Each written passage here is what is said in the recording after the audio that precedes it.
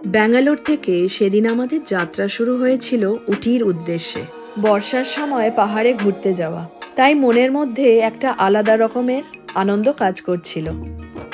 ব্যাঙ্গালোর থেকে প্রথমে আমরা মাইসোর হাইওয়ে ধরে এগিয়ে গেলাম, তারপর বান্ডিপুর রোডে ঢুকে পড়লাম। বান্ডিপুরের রাস্তা মানে শুধু একটা জায়গা থেকে আরেকটা জায়গা যাওয়া না, পুরো পথটাই যেন একটা জঙ্গল সাফারি। বান্ডিপুর মধুমালাই হয়ে আমরা ঢুকে পড়লাম গুডলু উটির রাস্তায়।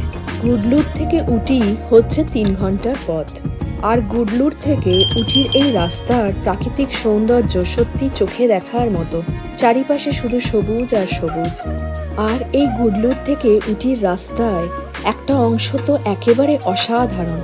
দুপাশে সারি সারি পাইন গাছ। রাস্তার দিকে তাকালেই মনে হচ্ছিল যেন কোনো ছবির সেটের মধ্যে দিয়ে আমরা গাড়ি চালিয়ে যাচ্ছি।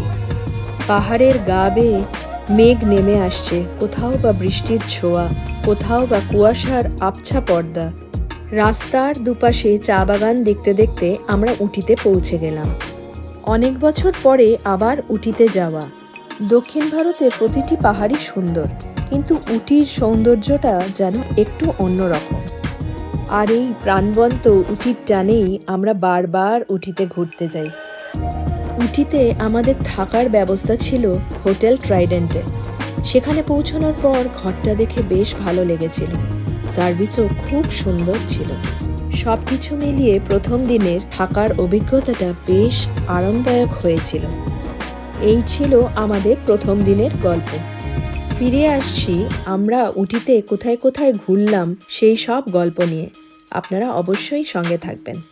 ভিডিওটা ভালো লাগলে একটা লাইক, শেয়ার আর সাবস্ক্রাইব করতে ভুলবেন না।